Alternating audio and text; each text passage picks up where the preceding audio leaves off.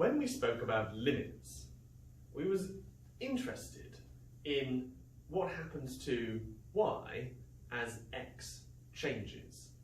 As x increases, what value does y tend towards? And so we were looking to see on the basic trend of the direction of y. Does it go up? Does it come down? Does it approach a particular value? Now let's say that we're now interested in looking at what a small change in x would do to the value of y. So no longer are we now interested in the general direction, we're now more interested in the quantitative difference, like how much different in y does a small difference in x make. Now imagine once more we have a function y equals f of x. So y is connected to x, x being the independent variable and y being the dependent variable in an experiment, for say. Now imagine that we were going to change x by a very small amount, and we were looking to see what the change in y was. Well, the small change in x we would have to represent by some kind of notation. And so we're going to describe it as an increment of x, which means a very small difference in this quantity. And we write an increment with the lowercase Greek letter delta, and you see it looks kind of like that, delta x. Or the increment in y, delta y. And that what we should find if y is dependent on x is if there is a change in x by a small increment delta x, then there should be a small change in y by a small increment delta y. And so, if we look at the formula here, what I want to do is I want to increment both the y by a small amount because I've incremented x. I've changed this slightly, so I expect to see a small change here too. So we can rewrite this. First of all, we'll look at the right-hand side. So this function is no longer acting on my original x, but it's acting on my original x plus a small amount. So it's not the original x anymore, but it's an x value that is just slightly different, just shifted. And so we're going to add on a very small little bit of extra x. And what we're going to look at is that this is no longer equal to the same y as before, because y will have incremented too. Y will have shifted because x that feeds into it through the functional relation f has changed the value. So y will have a small increment of y added. Now this is where it gets really interesting, because you can see we've ended up with y here, and y can be expressed in terms of x through this equation up here. So we can substitute in for y the original x function.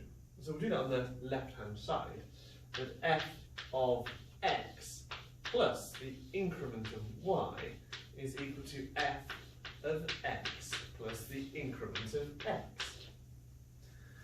And now I'm going to try to look at the increment by itself. So I want to subtract this function to get it onto this side, and this will collect all of the y terms on one side of the equation and all of the x terms on the other. So my increment of y is equal to f of x plus the increment of x minus f of x. So a small change in y can be totally quantified in terms of a small change in x. But this is where it gets interesting. Say that I want to look at how this change occurs relative to, say, a different increment. Well, I can do that. For example, I could compare how this y increment changes with a small increment of x. I could divide both sides by the increment of x. I could have, for example, the delta y by delta x is equal to f of x plus delta x minus f of x, all divided by the increment of x. Now this looks at how the function changes with respect to x. And when this becomes really relevant to us is it doesn't have to be with respect to x. We can actually look at this with respect to any dimension. We could look at how this changes with respect to something else. And the particular example that I want to mention is when we look at this changing with respect to time. So imagine that this is time dependent. Well then, it will start to look more familiar to us all. But if we're looking at how this changes with respect to time, then it creates a formula that basically looks like this. We use an uppercase delta because we're no longer talking about a tiny little interval, but we're actually talking about real difference in values. We're talking about the difference in x, say the position of something, divided by the position in the time of something. Now when we look at this formula here, you can see that this first value here is our original position plus a little bit. So this is basically our new position. So this could be called x2. This is our original position. This is called x1. And you can see that the difference between these two values would be equal to the difference in position. And we would divide that by our time interval, which would be t2 minus t1.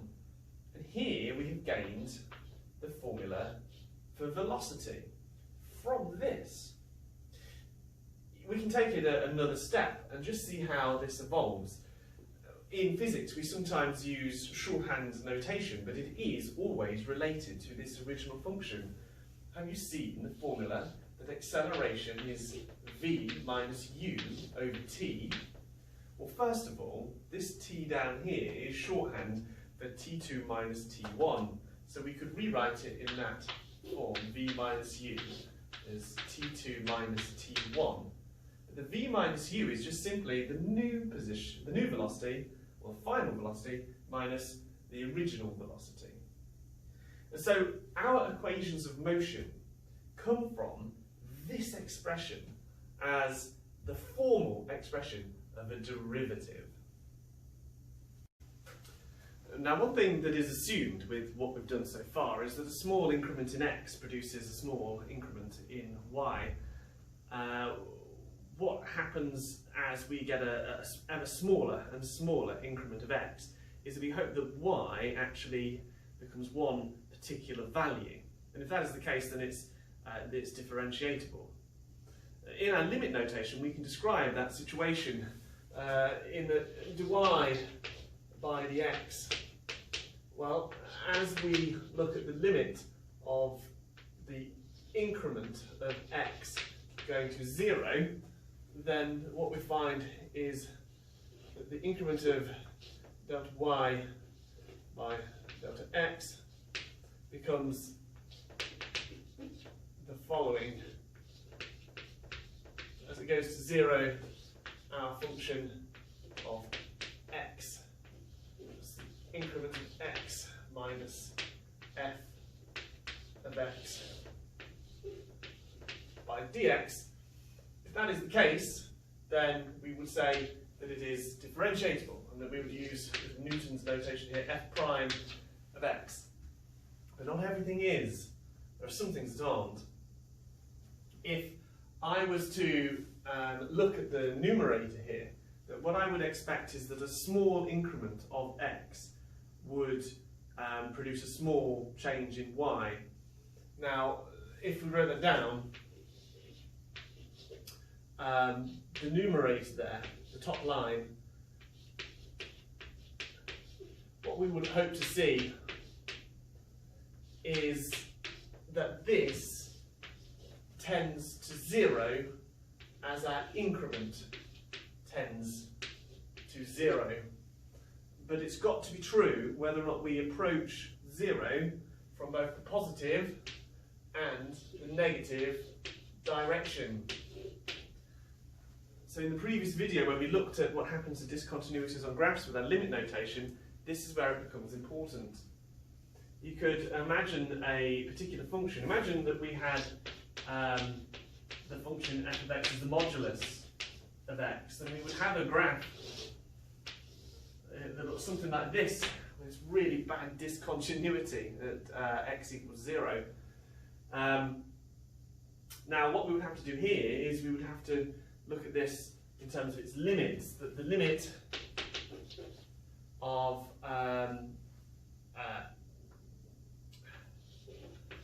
x going to 0 from a plus direction of dy by dx would equal 1, but the limit in the x going to 0 from the minus direction of dy by dx would equal minus 1. And so therefore, this condition is not satisfied. That what we would need is for it to go toward the same value from both directions. But here, it's tending towards a different value when you approach that limit from the two different directions. And therefore, this is not a differentiable function. It has to be a smooth and gradually changing function for us to differentiate it.